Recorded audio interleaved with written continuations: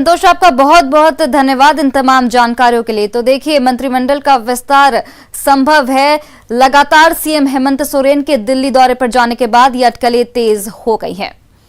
पलामू में न्यूज 18 की खबर का बड़ा असर हुआ है। न्यूज 18 ने मंगलवार को पलामू के सुदना में दलित परिवारों की बेबसी की खबर दिखाई थी। इस खबर पर खुद सीएम हेमंत सोरेन ने संज्ञान लिया है। सीएम ने ट्वीट करते हुए पलामू डीसी को तुरंत मामले में संज्ञान लेने का निर्देश दिया है। साथ ही सीएम ने यह भी निर्देश दिया है कि सभी को जरूरी सरकारी योजनाओं का लाभ पहुंचाते हुए उन्हें सूचना दी जाए कि लोग रहते हैं लेकिन आज तक इनको प्रधानमंत्री आवास योजना का लाभ नहीं मिला। आवास बनाने को लेकर कई बार अधिकारी से लेकर जनप्रतिनिधि तक ये लोग गुहार लगा चुके हैं, लेकिन उसके बाद भी करीब 4 साल से उनके आवेदन को लटका कर रखा गया है। कई बार तो अधिकारी और जनप्रतिनिधि डांट कर भगा देते हैं। किसी तरह से बारिश में टूटे घर और झोपड़ियों में प्लास्टिक लगाकर रहने को मजबूर हैं ये दलित परिवार। कईयों के घरों में बारिश का पानी अंदर ही गिरते रहता है। तो आप समझ सकते हैं कि इस बारिश के मौसम में उनके लिए रहना कितना मुश्किल है। और देखिए, न्यूज 18 ने इस खबर को प्रमुखता से दिखाई थी। उसके बाद सीएम हेमंत सोरेन ने खुद इस मामले को संज्ञान में लिया और ट्वीट करके व्यवस्थाओं को जल्द से जल्द दुरुस्त करने का आदेश भी दिया।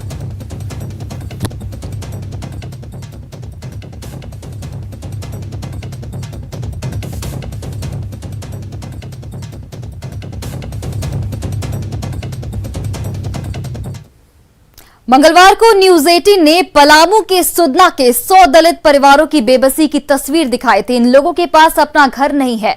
बारिश के मौसम में ये लोग टूटे घर और झोपड़ियों में प्लास्टिक लगाकर रहने के लिए मजबूर हैं। बारिश का पानी इनके घरों में गिरता रहता है, लेकिन इन लोगों को आज तक प्रधानमंत्री आवास योजना का लाभ नहीं मिला। आवास बनाने को लेकर ये लोग कई बार अधिकारी से लेकर जनप्रतिनिधियों तक को गुहार लगा चुके हैं, लेकिन उसके बाद भी करीब 4 साल से उनके आवेदन को लटका कर रखा गया है। टूटल घर में रहा थी अब पर से कागज पत्र सब बना के मुखिया भी ले दिले है। अब अभी ले हमन के कॉलोनी निके भेटल तो हमन कहाँ रहूं ढहत बिलत में नदी किनारे ही है।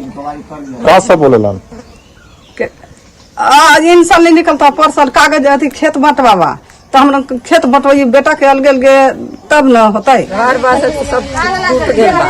मुखिया भी दौड़ के जाइला तो कहत कि अभी आज नहीं थे तो काल नहीं थे। 2 साल 3 साल बिता दिया। अब हमार एकदम रहे के स्वरूप नहीं थे।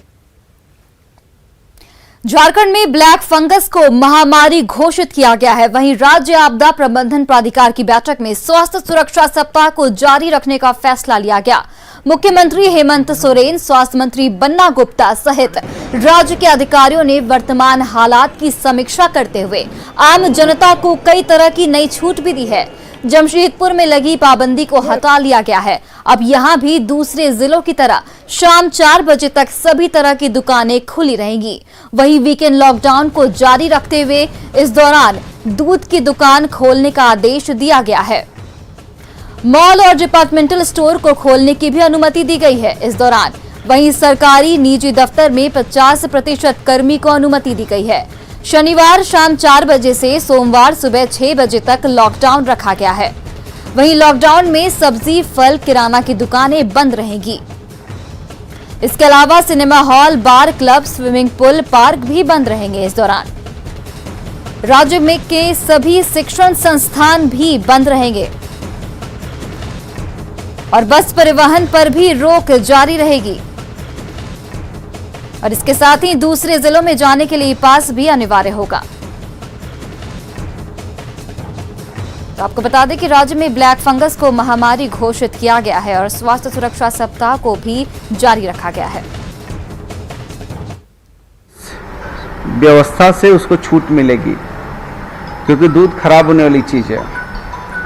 हमने ये आपको बताया कि जो मॉल और डिपार्टमेंटल स्टोर खोले जाएंगे, जितने बाजार वगैरह हैं वो 4 बजे तक खुले रहेंगे। जमशेदपुर में जो जूता, कपड़ा, सोना चांदी की जो दुकानें थी उनको खोल दिया गया है। उसके पहले राज्य के सभी जिले में खोल दिया गया था, केवल जमशेदपुर में रोक लगी थी। ठीक है। सरकारी सेवक जो है 50% सरकारी सेवक जो है अपनी सेवा देंगे। जमशेदपुर में भी अब शाम 4 बजे तक तमाम दुकानें खुल सकेंगी। कपड़ा, जूता, चप्पल और जेवरात की दुकानें खोलने की सरकार ने इजाजत दे दी है। जमशेदपुर के कारोबारियों ने इसका स्वागत किया है। स्वागत करते हैं, बहुत अच्छा बात है, क्योंकि हम लोग कपड़ा बिजनेस से जुड़े हुए हैं ना, तो हम लोग तो चाह रहे हैं कि खुल जाए। इस चीज़ से खुश हैं? खुश है। इसलिए कि हम बहुत खुश हैं इससे।